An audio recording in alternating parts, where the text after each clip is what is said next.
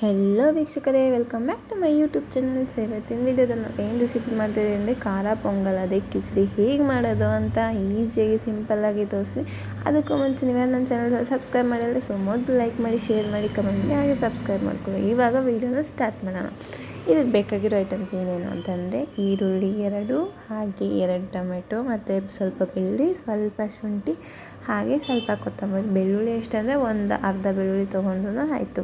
ಇವಾಗ ಏನು ಮಾಡಬೇಕು ಅಂದರೆ, ಮೊದಲು ಒಂದು ಚಿಕ್ಕದು ಬಾಣಲಿ ಇಟ್ಕೊಂಡು ಅದಕ್ಕೆ ಸ್ವಲ್ಪ ಒಂದು 1/2 ಕಪ್ಪಷ್ಟು ಹೆಸರುಬೇಳೆ ಹಾಕ್ಕೊಬೇಕು. ಹೆಸರುಬೇಳೆ ಹಾಕ್ಕೊಂಡು ಸ್ವಲ್ಪ ಲೈಟಾಗಿ ಫ್ರೈ ಮಾಡ್ಕೊಬೇಕು. ಸೊ ಈ ರೀತಿ ಫ್ರೈ ಮಾಡೋದ್ರಿಂದ ಅದ್ರದ್ದು ಒಂದು ಸ್ವಲ್ಪ ಫ್ರಾಗ್ರೆನ್ಸ್ ಎಲ್ಲ ಚೆನ್ನಾಗಿ ಬರುತ್ತೆ ಅನ್ನೋದಕ್ಕೋಸ್ಕರ ಈ ರೀತಿ ಲೈಟಾಗಿ ನಾವು ಇದನ್ನ ಫ್ರೈ ಮಾಡ್ಕೊಂಡು ಮಾಡಿದ್ರೆ ತುಂಬಾ ಚೆನ್ನಾಗಿರುತ್ತೆ ಅಂತ.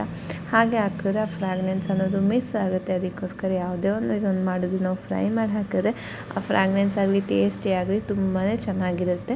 ಇದು ಎಷ್ಟು ನಿಮಿಷ ಬೇಯಿಸ್ಕೊಬೇಕು ಅಂದರೆ ಒಂದು 3-4 ನಿಮಿಷ ಒಂದು ಲೈಟ್ ಬ್ರೌನ್ ಕಲರ್ ಬರೋ ತನಕ ಫ್ರೈ ಮಾಡಬೇಕು. ಜಾಸ್ತಿ ಫ್ರೈ ಮಾಡೋಕ್ಕೋದ್ರೆ ಸೀದೋಗ್ಬಿಡುತ್ತೆ. ಅದಕ್ಕೋಸ್ಕರ ಸ್ವಲ್ಪ ಮಾಡ್ಕೊಂಡ್ರೂ ಸಾಕು. ಅದಕ್ಕಂದ್ರೆ ಜಾಸ್ತಿ ಟೈಮ್ ಏನು ಕೂಡ ಹಿಡಿಯಲ್ಲ. ಮತ್ತು ಈ ಪೊಂಗಲ್ ಮಾಡ್ಕೊಂಡು ತಿನ್ನೋದ್ರಿಂದ ಬಾಡಿಯಲ್ಲಿ ಹೀಟ್ ಇದ್ರೂ ಹೋಗುತ್ತೆ. ಹಾಗೆ ಈ ಹೆಸರುಬೇಳೆ ತಿನ್ನೋದ್ರಿಂದ ಬಾಡಿ ಅನ್ನೋದು ತುಂಬಾ ತಂಪುಕೊಳ್ಳುತ್ತೆ. ಈ ಹೆಸರುಬೇಳೆಯಲ್ಲಿ ನಾವು ಪಾಯಸ ಕೂಡ ಮಾಡ್ಕೊಂಡು ತಿನ್ಬೋದು, ತುಂಬಾ ಚೆನ್ನಾಗಿರುತ್ತೆ. ಇದು ಮತ್ತು ಸಾಬುದಾನ ಅಂದರೆ ಸಬ್ಬಕ್ಕಿ ಹಾಕಿ ಪಾಯಸ ಮಾಡಿದ್ರೆ ತುಂಬಾ ಚೆನ್ನಾಗಿರುತ್ತೆ. ಅದನ್ನು ಕೂಡ ನಾನು ನಿಮಗೆ ನೆಕ್ಸ್ಟ್ ವೀಡಿಯೋದಲ್ಲಿ ಹೇಗೆ ಮಾಡೋದು ಅಂತ ತೋರಿಸ್ತೀನಿ. ಇವಾಗ ನಮ್ಮ ಹೆಸರುಬೇಳೆ ಅನ್ನೋದು ಫ್ರೈ ಆಯಿತು. ಒಂದು ಕುಕ್ಕರ್ ಇಟ್ಕೊಳ್ಳೋಣ. ಕುಕ್ಕರ್ ಇಟ್ಕೊಂಡು ಹೀಟ್ ಆದಮೇಲೆ 3 to 4 ಟೇಬಲ್ ಸ್ಪೂನಷ್ಟು ಆಯಿಲನ್ನು ಹಾಕ್ಕೊಬೇಕು. ಆಯಿಲನ್ನು ಹಾಕಿ ಇದು ಲೈಟಾಗಿ ಸ್ವಲ್ಪ ಬಿಸಿ ಆಗಲಿ. ಬಿಸಿ ಆದ ನಂತರ ಇದಕ್ಕೆ ನಾವು ಸ್ವಲ್ಪ ಕರಿಬೇವನ್ನ ಹಾಕ್ಕೊಳ್ಳೋಣ. ಆ ಕರಿಬೇವು ಕೂಡ ಸ್ವಲ್ಪ ಲೈಟಾಗಿ ಫ್ರೈ ಆಗಬೇಕು. ಆಮೇಲೆ ಇದು ಫ್ರೈ ಆದಮೇಲೆ ನಾವು ಆಲ್ರೆಡಿ ಕಟ್ ಮಾಡಿರೋಂತಹ ಈರುಳ್ಳಿ, ಹಾಗೆ ಸ್ವಲ್ಪ ಬೆಳ್ಳುಳ್ಳಿ ಇತ್ತಲ್ಲ, ಅರ್ಧಷ್ಟು ಬೆಳ್ಳುಳ್ಳಿನ ನಾನು ಹಾಕ್ಕೊಂಡಿದ್ದೀನಿ. ನಮ್ಮ ಪೊಂಗಲ್ಗೆ ಬೆಳ್ಳುಳ್ಳಿ ಅನ್ನೋದು ತುಂಬಾ ಇಂಪಾರ್ಟೆಂಟು. ಸೊ ಅದು ತಿನ್ನಬೇಕಾದ್ರೆ ಅಲ್ಲಲ್ಲಿ ಮೆತ್ತಕ್ಕೆ ಆಗಿರುವಾಗ ಟೇಸ್ಟ್ ಅನ್ನೋದು ತುಂಬಾ ಚೆನ್ನಾಗಿರುತ್ತೆ. ಬೆಳ್ಳುಳ್ಳಿ ತಿನ್ನೋದ್ರಿಂದ ಆರೋಗ್ಯಕ್ಕೆ ತುಂಬಾ ಹೆಲ್ತ್ ಬೆನಿಫಿಟ್ಸು. ಹಾಗೆ ಇವಾಗ ನಾವು ಕಟ್ ಮಾಡಿರೋಂಥ ಒಂದು ಈರುಳ್ಳಿನ ಹಾಕ್ಕೊಬೇಕು. ಹಾಕಿ ಫ್ರೈ ಮಾಡ್ಕೊಬೇಕು.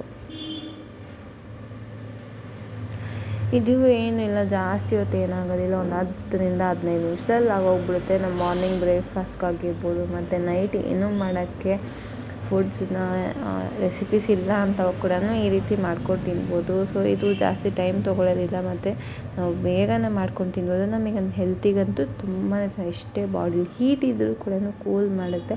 ಮತ್ತು ತುಂಬಾ ಬೇಗ ಡೈಜೆಸ್ಟ್ ಆಗೋ ಫುಡ್ ಏನು ಅಂತಂದರೆ ಅದು ಕಿಚಡಿ ಅಂತಲೇ ಹೇಳ್ಬೋದು, ಅದೇ ಪೊಂಗಲ್ ಅಂತ. ಇವಾಗ ಇದಕ್ಕೆ ಒಂದು 1/4 ಟೇಬಲ್ ಸ್ಪೂನ್ ಜೀರಿಗೆ, ಹಾಗೆ 1/4 ಟೇಬಲ್ ಸ್ಪೂನಷ್ಟು ಮೆಣಸನ್ನು ಹಾಕ್ಕೊಬೇಕು. ನಿಮಗೆ ಬೇಕಂದರೆ ಇದ್ರ ಪುಡಿ ಕೂಡ ಹಾಕ್ಕೊಬೋದು. ಬಟ್ ಪುಡಿಗಿಂತ ನಾವು ಡೈರೆಕ್ಟಾಗಿ ಹಾಕೋದು, ನಾವು ಪುಡಿ ಮಾಡಿದ್ರೆ ಹಾಗೆ ಹಾಕಿದ್ರೆ ಕಾಳು ಸಮೇತನೇ ಚೆನ್ನಾಗಿರುತ್ತೆ. ಇವಾಗ ಇದನ್ನೆಲ್ಲ ಹಾಕಿ ಚೆನ್ನಾಗಿ ಒಂದು 2-3 ನಿಮಿಷವರೆಗೂ ಫ್ರೈ ಮಾಡಬೇಕು. ಜಾಸ್ತಿ ಫ್ರೈ ಆಗಬೇಕಂತೀನಿ, ಲೈಟಾಗಿ ಫ್ರೈ ಆದರೂ ಕೂಡ ಸಾಕು. ಅದಕ್ಕೋಸ್ಕರ ಒಂದು ಸ್ವಲ್ಪ ಫ್ರೈ ಮಾಡಿದರೆ ಸಾಕು, ಫಟಾಫಟ್ ಅಂತ ಆಗೋಗುತ್ತೆ. ಮತ್ತು ನಮ್ಮ ಪೊಂಗಲ್, ನನಗಂತೂ ಪೊಂಗಲ್ ತುಂಬಾ ಇಷ್ಟ. ಅಟ್ಲೀಸ್ಟ್ ತಿಂಗಳಲ್ಲಿ ಒಂದು 2-3 ಸರಿ ಆದರೂ ಮಾಡೇ ಮಾಡ್ತೀನಿ. ಈ ರೀತಿ ಮಾಡ್ಕೊಂಡಿರೋದು ನಮ್ಮ ಬಾಡಿಲಿ ಹೀಟು ಅನ್ನೋದೆಲ್ಲ ಹೋಗುತ್ತೆ. ಬಿಸಿಲು ಕಾಲದಲ್ಲಂತೂ ಈ ರೆಸಿಪಿ ಅನ್ನೋದು ತುಂಬಾ ಒಳ್ಳೆಯದು. ಎಷ್ಟು ಸತಿ ಮಾಡ್ಕೊಂಡು ತಿಂದರೆ ಅಷ್ಟು ಸತಿ ನಮ್ಗೆ ಚೆನ್ನಾಗಿರುತ್ತೆ. ನಮ್ಮ ಬಾಡಿ ಕೂಡ ತಂಪಾಗುತ್ತೆ ಅಂತಲೇ ಹೇಳ್ಬೋದು. ಇವಾಗ ಈರುಳ್ಳಿ ಬೇಯ್ದಿದೆ, ಇದಕ್ಕೆ ಟೊಮೊಟೊ ಕೂಡ ಹಾಕ್ಕೋತಾ ಇದ್ದೀನಿ. ಸೊ ಟೊಮೊಟೊ ಕೂಡ ಹಾಕಿಬಿಟ್ಟು ಫ್ರೈ ಮಾಡೋಣ. ಒಂದು 2-3 ನಿಮಿಷ ಸಾಕು. ಫ್ರೈ ಮಾಡಿ ಆಗೋದ್ಮೇಲೆ ಇದಕ್ಕೆ ನಾವು ನೆಕ್ಸ್ಟ್ ಹೆಸರುಬೇಳೆ ಹಾಕ್ಕೊಂಡು, ಅಕ್ಕಿ ಹಾಕ್ಕೊಂಡು, ನೀರು ಹಾಕ್ಬಿಟ್ಟು ಒಂದು 3-4 ವಿಷಲ್ ಕೂಗಿಸಿದ್ರೆ ನುಣ್ಣಗೆ ಆಗಿಬಿಡುತ್ತೆ. ಆಮೇಲೆ ತಿಂದರೆ ಸೂಪರಾಗಿರುತ್ತೆ ಅಂತಲೇ ಹೇಳ್ಬೋದು. ನೋಡಿದ್ರೆ ಎಲ್ಲ ಫ್ರೈ ಆಗಿರೋದ್ರಿಂದ ನೀಟಾಗಿ ಸ್ಮೆಲ್ ಅಂತೂ ತುಂಬ, ಮೆಣಸಿಂದಾಗ್ಬೋದು, ಆ ಜೀರಿಗೆ ಸ್ಮೆಲ್ ಆಗಿರ್ಬೋದು, ಪ್ರತಿಯೊಂದೂ ಅಷ್ಟೇ ತುಂಬಾ ಚೆನ್ನಾಗಿ ಸ್ಮೆಲ್ ಬರ್ತಿದೆ. ಮತ್ತು ಆ ಬೆಳ್ಳುಳ್ಳಿ ಅಂತೂ ಸಖತ್ತಾಗಿ ಉಳಿತಿದೆ. ಇವಾಗ ಇದೆಲ್ಲ ಫ್ರೈ ಆಗೋಗಿಲ್ಲ. ಇದಕ್ಕೆ ನಾವು ಆಲ್ರೆಡಿ ಬೇಯಿಸಿರೋಂತಹ ಹೆಸರುಬೇಳೆನ ಹಾಕ್ಕೊಳ್ಳೋಣ. ಸೊ ಹೆಸರುಬೇಳೆನ ಹಾಕಿ ಒಂದು ತಿರುಗಿಸ್ಕೊಬೇಕಷ್ಟೇ. ಇದು ಹಾಕಿದ ತಕ್ಷಣ ನಾವೇನು ಮಾಡಬೇಕಂದ್ರೆ ನೀರು ಹಾಕ್ಬಿಡ್ಬೇಕು, ಇಲ್ಲಾಂದರೆ ಸೀದೋಗ್ಬಿಡುತ್ತೆ ಹೆಸರುಬೇಳೆ ಅನ್ನೋದು. ಅದಕ್ಕೋಸ್ಕರ ನೀರು ಹಾಕ್ಕೊಬೇಕು. ನೀರು ಹಾಕಿದ್ಮೇಲೆ ಇದಕ್ಕೆ ನಾವು, ನಿಮಗೆ ಅಕ್ಕಿ ನೋಡ್ಕೊಳ್ಳಿ ಎಷ್ಟು ಬೇಕು ಅಂತ. ನಾನಿಲ್ಲಿ ಅಕ್ಕಿನ 2 ಗ್ಲಾಸ್ ಹಾಕ್ತಿದ್ದೀನಿ. ಸೊ 2 ಗ್ಲಾಸ್ ಅಕ್ಕಿಗೆ ನಾನು 6 ಗ್ಲಾಸ್ ಅಷ್ಟು ಹಾಕ್ತಿದ್ದೀನಿ. ಯಾಕಂದರೆ ಇದನ್ನು ತುಂಬ ನುಣ್ಣಗೆ ಹಾಕಬೇಕು. ಅದಕ್ಕೋಸ್ಕರ ನೀರು ಅನ್ನೋದು ನೀವು ಎಷ್ಟು ಜಾಸ್ತಿ ಹಾಕ್ಕೊಂಡು ಅಷ್ಟು ನುಣ್ಣಗಾಗುತ್ತೆ. ನೀರು ಕಮ್ಮಿ ಹಾಕಿದ್ರೆ ರೈಸ್ ಬಾತ್ ಥರ ಮತ್ತು ಪಲಾವ್ ಥರ ಪುಳಿಯಾಗಿ ಹಾಗೆ ಇರುತ್ತೆ. ಅದಕ್ಕೋಸ್ಕರ ಇವಾಗ ಇದಕ್ಕೆ 1/4 ಟೇಬಲ್ ಸ್ಪೂನಷ್ಟು ಉಪ್ಪನ್ನು ಹಾಕ್ಕೊಬೇಕು. ಉಪ್ಪನ್ನು ಹಾಕಿ ಇದಕ್ಕೆ ಮಿಕ್ಸ್ ಮಾಡಿದ್ರೆ ಎಲ್ಲ ಅಕ್ಕಿ ನೀಟಾಗಿ ಮಿಕ್ಸ್ ಮಾಡ್ಕೊಬೇಕು. ಉಪ್ಪನ್ನು ಹಾಕಿದ್ಮೇಲೆ ಮತ್ತು ಅಕ್ಕಿ ಹಾಕಿದ್ಮೇಲೆ ಅಷ್ಟೇ ಒಂದು ರೌಂಡ್ ನೀಟಾಗಿ ಮಿಕ್ಸ್ ಮಾಡಿದ್ಮೇಲೆ ಇದಕ್ಕೆ ನಾವು ವಿಜಿಲ್ ಇಕ್ಕಬೇಕು. ಒಂದು 4ರಿಂದ 5 ವಿಜಿಲ್ ಬರಬೇಕು.